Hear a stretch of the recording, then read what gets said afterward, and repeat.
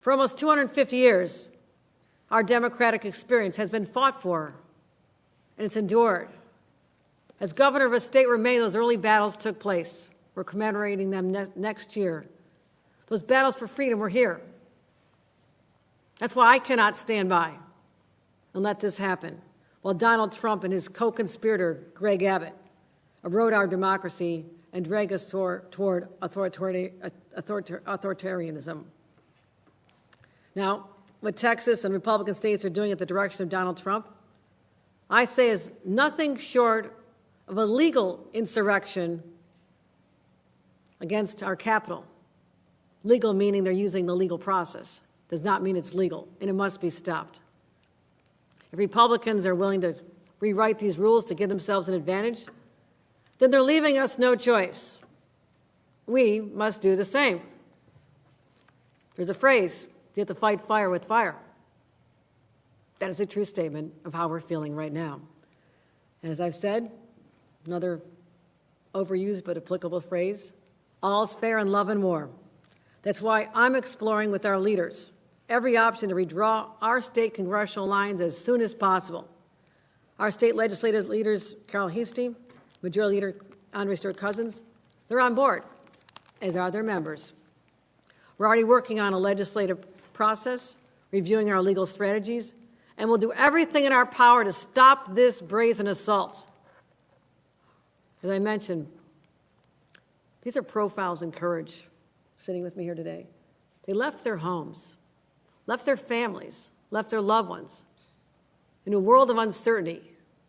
But our history is defined by people who are brave patriots, who will not accept the status quo, who believe they must use their voices and their positions to stand up for others.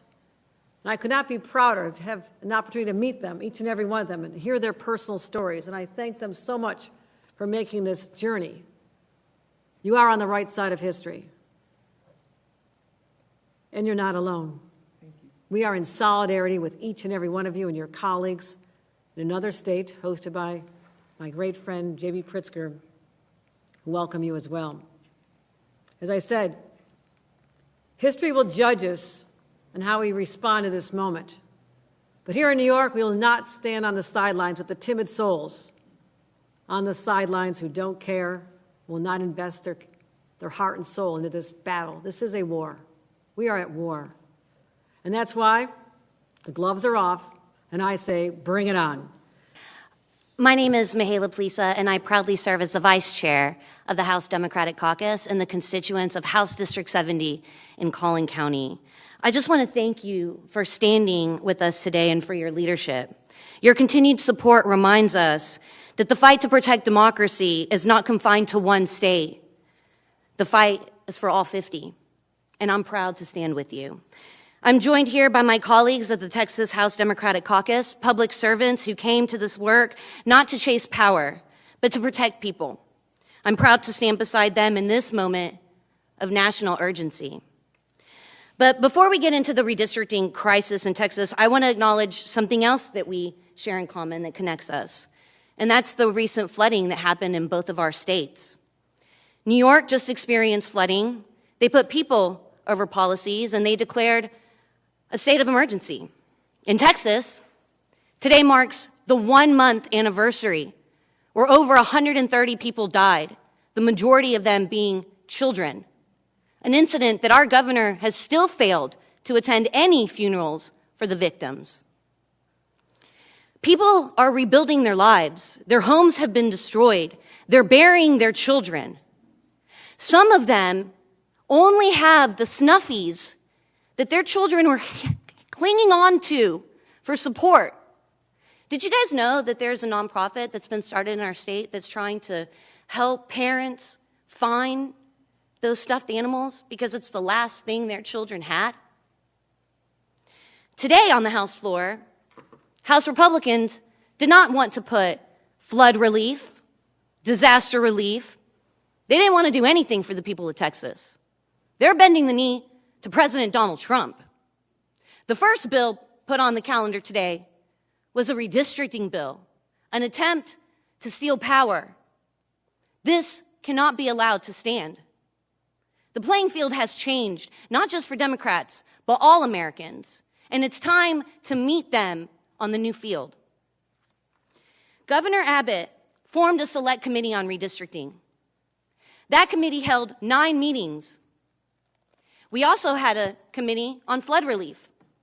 That committee only held 2 meetings. That shows you what our governor is focused on, what House Republicans are focused on. It's not the people of Texas. It's the people in power and how to keep that power. I remember when Trump called Georgia. He called the Secretary of State. He told them, I need to just find 11,780 votes. What did Georgia say? No. Well, Donald Trump called our governor. And he said, I just need a small change. I just need you to send me 5 congressional members. And what did our governor say? Sure. Give me a minute. Coming right up. We were sent to the Capitol to serve the people, not political parties. While Texas are waiting for relief, Republican leaders are redrawing maps to silence voters, hijack our democracy. And this doesn't stop with Texas. If Trump and Abbott secede, it will, give them 5 seats. But then, where else do they go? Ohio? Missouri? Any other Republican legislature with Democratic congresspeople? They're on the chopping block too. Is that fair? Is that just? The fight isn't just about lines on a map. It's about lives on the line. That's why we're here. That's why we're fighting. It's about democracy. It affects every single American. We need Democrats across the country, in state houses, in Congresses, in communities, to say loud and clear, this is not who we are. And this is not what we will accept. This is a rallying cry. This isn't just about the people who voted for us. It's about every American who believes that the power belongs to the people, not one man, not a king. And I will not allow this one man to rewrite the rules of our democracy behind closed doors. This is about representation, about fairness, and about the integrity of our elections. We are not here to resist. We are here to fight. And we are asking for your help in this fight. For Representative Plessa and your colleagues from Texas, what is your response to Governor Abbott, accusing you all of, possibly committing a felony by being here and not returning to Austin by this afternoon? Is it safe to say you have no immediate plans and plan to stay here indefinitely? Have you ever heard the saying, Texas says, come and get it, come and take it? That's what we're saying. Look, Governor is very good at manipulating the truth, right? And what he's saying is not completely accurate. He knows that we're using a tool that was given to us by the founders of the Texas Constitution. He knows what the rules are. And he's trying to manipulate the situation to make it play in his favor. It's not going to work. The people of Texas know, they've seen this playbook before, and they want fair maps. I told you, we had 9 hearings on redistricting. We had hundreds of Texans show up against these maps. It was a handful of people that testified in favor of these maps. I'm talking about 500 people that showed up on Friday. Texas Republicans didn't give them an access to have their voice heard. They limited debate in those hearings. So what I say to the governor is, you need to have better policies. You're not going to just eliminate 20. I got it. So let me be clear. I'm a lawyer. A part of my practice is criminal defense work. There is no felony in the Texas Penal Code for what he says. So respectfully, he's making up some shit, okay? He's trying to get sound bites, and he has no legal mechanism. And if he did, subpoenas from Texas don't work in New York, so he's gonna come get us how? Subpoenas in Texas don't work in Chicago. He's gonna come get us how? So let me be clear. He's putting up smoke and mirrors, and I'm hopeful that the media doesn't follow that. I will also say this. I was on the redistricting committee. I sat in on the meetings. We had 3 sham hearings with no maps,